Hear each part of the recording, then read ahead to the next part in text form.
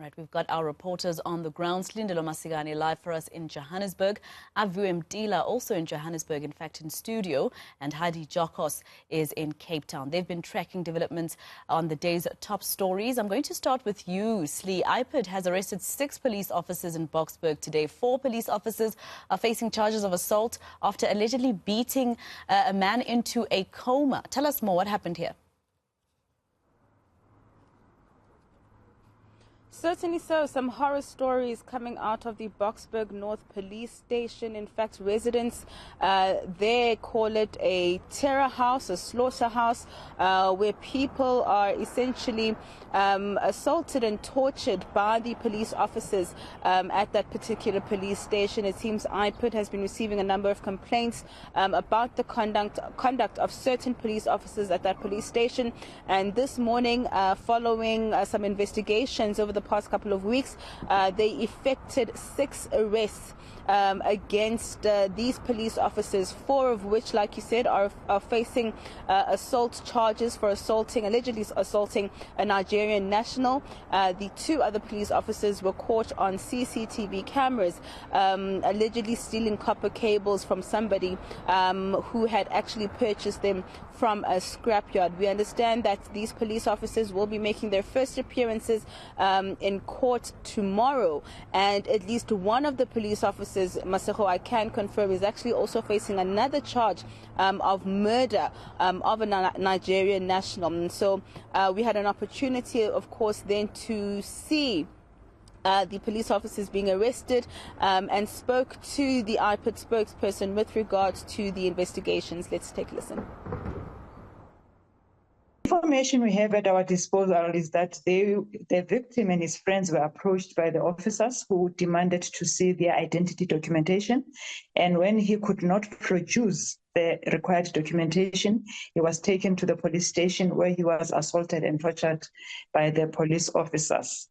And then afterwards, he was then taken to hospital for medical attention, where he was in a coma for 9 days. And that's the information we have at our disposal. And this morning, they were arrested by IPID officers, and they will appear before court tomorrow, the Boksburg Magistrate Court. And it's their first appearance where the processes around the case and the date for setting the date, or to set up a date for their bail hearing. Right, Aviwe, City Power has been on a drive to flush out electricity thieves and get non-paying residents back in line. They were also with the newly elected or newly sworn-in mayor of Johannesburg, Thapelo Ahmed. But tell me more about this story about people who were reconnected, or rather disconnected, reconnecting themselves. So now it looks like as residents we're blaming government for problems that we also cause. Well, a sad state of affairs, Masego, without any clear indication on what happens to those criminals, because it's really criminal what we actually saw today. But City Power on the drive today to recoup money that's been owed to them. We were in Roodepoort, where we were told 1.9 billion rand is what the businesses owe City Power there. But in fact, when it comes to the city itself, the city of Johannesburg, they owed 7 billion rand plus, Masego. So they were there on the ground, as you mentioned, accompanied by the newly sworn-in mayor on his second day on the job after being sworn in on Monday. In fact, there we got an inkling of what is to come, as he mentioned that tomorrow he will be officially announcing his mayoral committee. But back to the business of the day. You mentioned that sad state of affairs where, in fact, these businesses that owe millions to City Power, while they get cut off, as we saw those operations today, they actually reconnect those connections illegally, and they continue to have electricity without even paying City Power. Something that I put quite pointedly to the CEO of City Power as to why aren't they being arrested and being behind bars. This is what she had to say.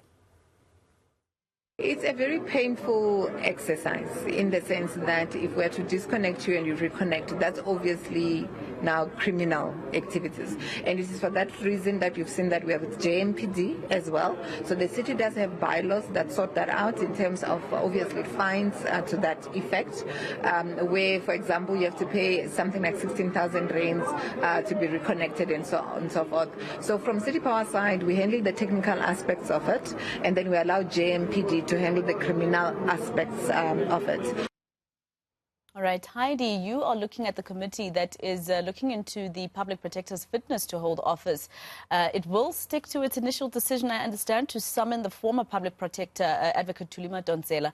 But you've also been following today's proceedings. Tell me more about the Thuli Madonsela aspect of this and what's happened so far today. Yes, I think quite a big development coming out of the Section 194 inquiry looking into suspended public protector Busisiwe Mkhabane's fitness to hold office.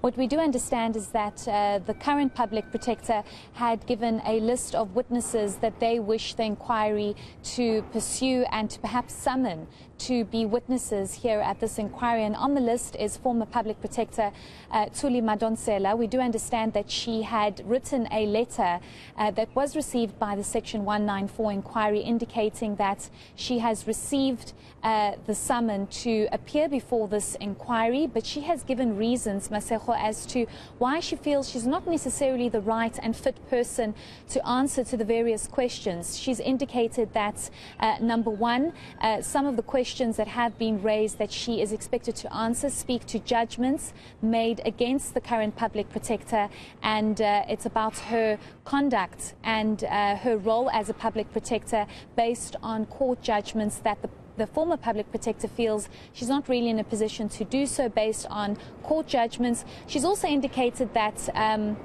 she has not been the public protector for some years now, and she feels as though she's not really in a position to speak about the institution or the role that the current public protector, Busisiwe Mkhabane, has been playing for the past couple of years.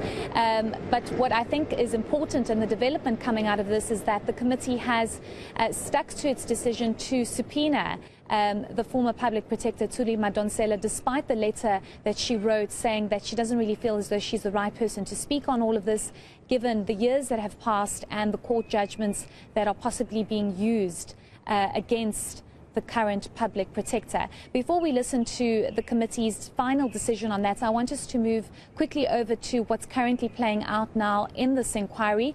It's an individual that made a complaint back in 2011 with regards to a compensation that he was seeking for his mother linked to asbestos. He was not helped by the then public protector's office under the leadership of Thuli Madonsela, and he says he was assaulted and he was only helped when the current public protector, Busisiwe Mkhabane, came into office. He's still giving his version of events about how he was assaulted and almost thrown and pushed over a balcony, and basically saying that it was very unhelpful. The previous administration was very unhelpful with his complaint. But let's listen to what the committee had to say about how they will continue and proceed to subpoena former public protector Thuli Madonsela.